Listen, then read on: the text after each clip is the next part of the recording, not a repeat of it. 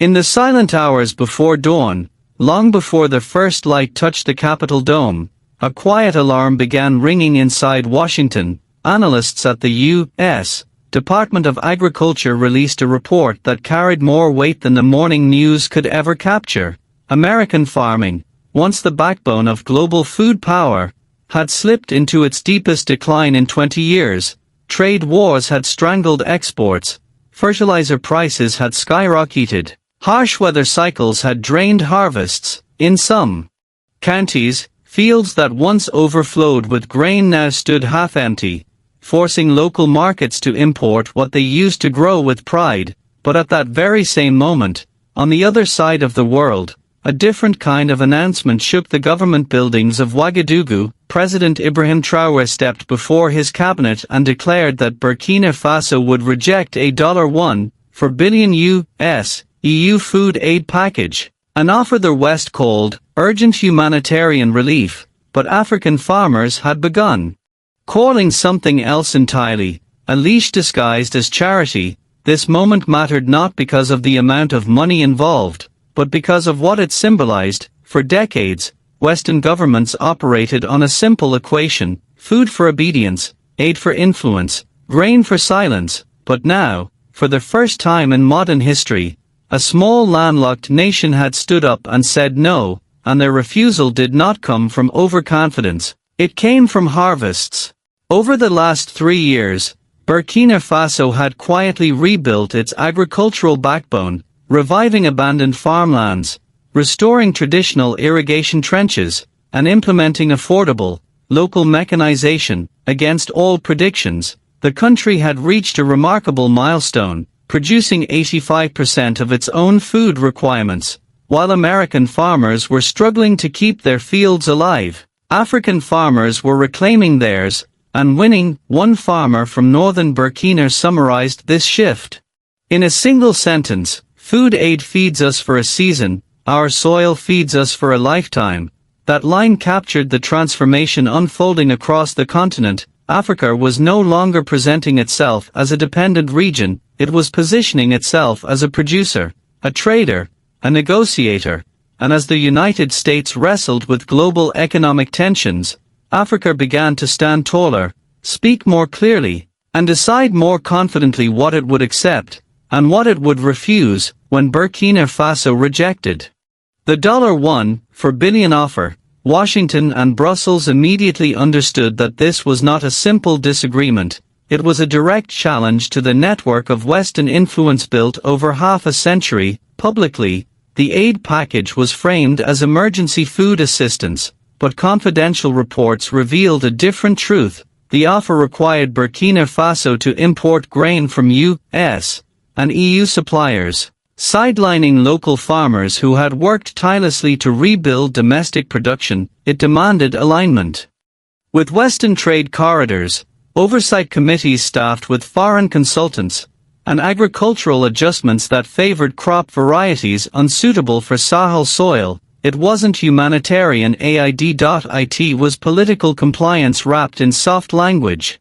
So when President Traoré called the deal a return to dependency, he wasn't exaggerating. He was speaking from data, from experience, and from a new national consciousness that Africans were finally embracing. Across the rural regions of Burkina Faso, women-led farming groups in Sino were producing enough millet to feed not just their families but entire markets. Young men who had migrated to cities were returning seasonally to cultivate sorghum. They called themselves the returning generation.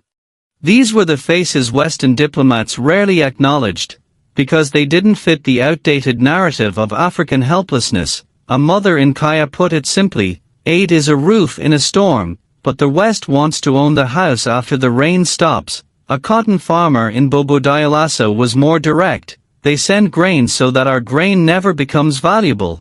Washington saw Burkina's refusal as a strategic threat.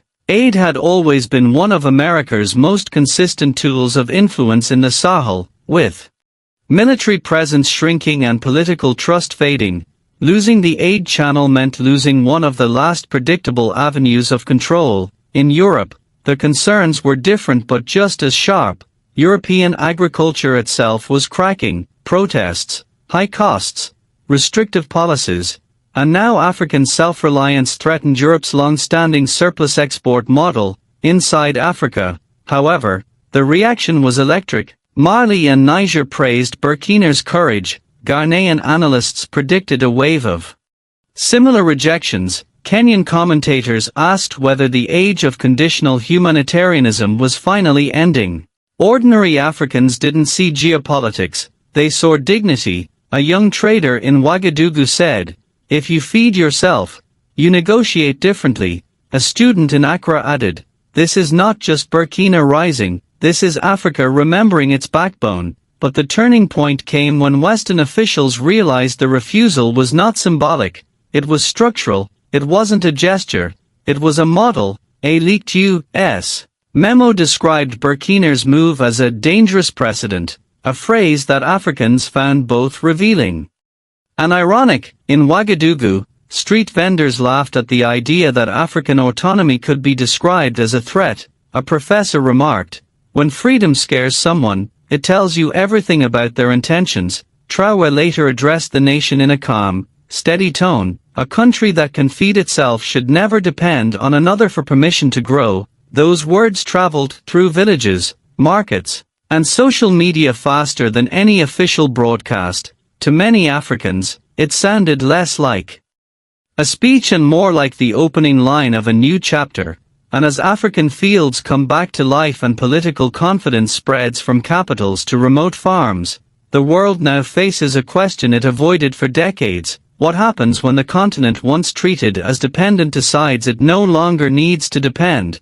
If you believe Africa deserves dignity, press like. Another important element of a strong explanation is comparison. When you compare one concept with another, the differences become clearer, and you can better understand what makes each concept unique.